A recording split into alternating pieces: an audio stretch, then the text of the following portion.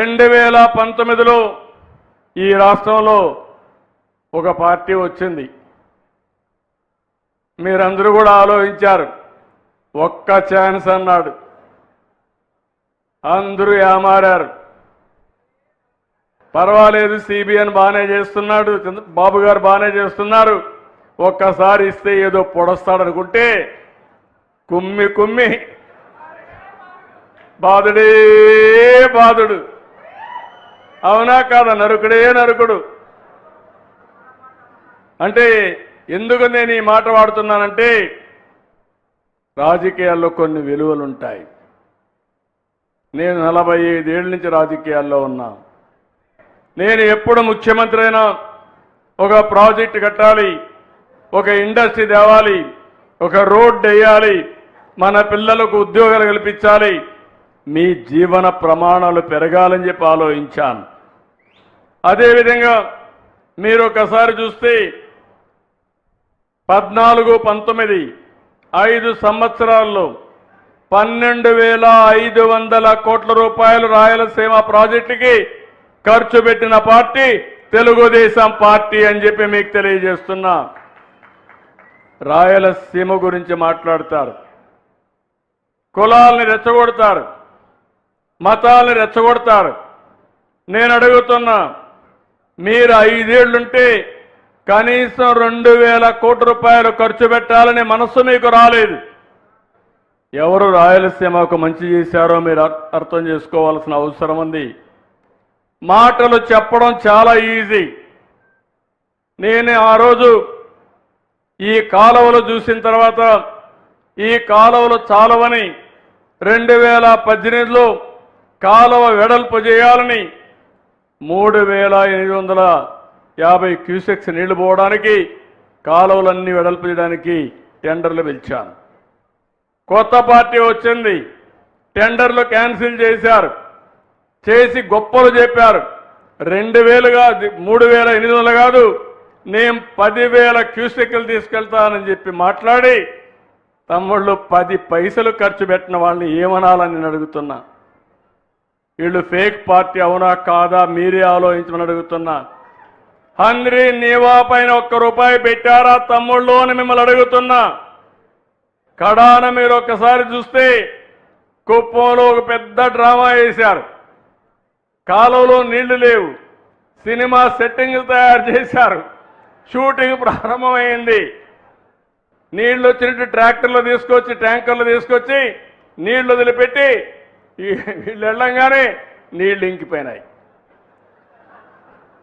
అలాంటి డ్రామాలు మీకు కావాలా అని మిమ్మల్ని అడుగుతున్నా. ఇంకా మనలో మార్పు రాలేదా నేను అడుగుతున్నా. అందుకే తమ్ముళ్ళు నేను ఒకటే చెప్తున్నా మీ అందరికీ. ఈరోజు నేను ఒకటే ఆలోచించాను. అన్ని ప్రాజెక్టులు పూర్తి చేసింది తెలుగుదేశం పార్టీ, ప్రాజెక్టుల్ని చెడబట్టింది వైఎస్ఆర్ కాంగ్రెస్ పార్టీ. ఈరోజు మీరు చూస్తే ఇక్కడంతా కూడా రిజర్వాయర్లో మనం చూసిన హంద్రీ నీవా కానీ, దీని మీద వచ్చిన ప్రాజెక్టులు కానీ, పోతిరెడ్డి పాడు కానీ, ముచ్చుమర్రి కానీ, ఇక్కడ గండికోట కానీ, అన్ని ప్రాజెక్టులు తెలుగుదేశంలోనే మనం ఎన్ని ముందుకు తీసుకుపోయాం. ఈరోజు మీరందరూ కూడా ఒకసారి చూస్తే నాకు ఒక జీవిత ఆశయం, నదుల అనుసంధానం జరగాలి. ఈరోజు ఒక విషయం మీరు చూడండి, రాయలసీమలో కానీ రాష్ట్రంలో కానీ ఈ సంవత్సరం సకాలంలో వర్షాలు పడలేదు. దీనివల్ల మనకు కొన్ని ఇబ్బందులు వచ్చాయి. కానీ మహారాష్ట్రలో, కర్ణాటకలో వర్షాలు పడ్డాయి. దానివల్ల నీళ్లు శ్రీశైలానికి ఆగస్టులో రావాల్సిన నీళ్లు జూలైలోనే వచ్చాయి. శ్రీశైలం నీళ్ళింది, కాలువలకు నీళ్లు వదిలిపెట్టాం, నాగార్జునసాగర్కి వెళ్లే పరిస్థితి వచ్చింది. అది ఈ ప్రభుత్వం యొక్క దూరదృష్టి అని చెప్పి మరొకసారి మీ అందరికీ తెలియజేస్తున్నా.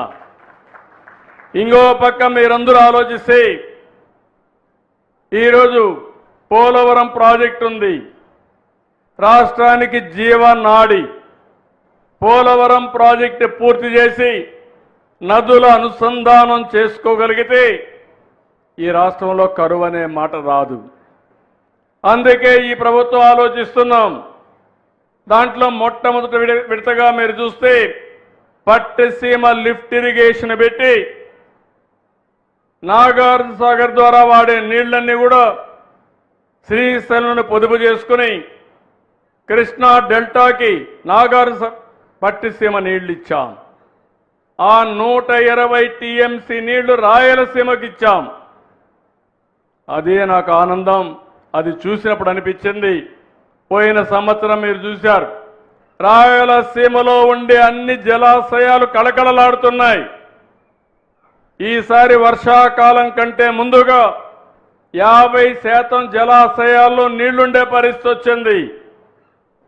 దీన్ని చూసినప్పుడు ఆనందం ఏంటంటే ఈ రాయలసీమ ఇంకా రాబోయే రోజుల్లో రాళ్లసీమ కాదు రతనాల సీమగా చేస్తాననే ధైర్యం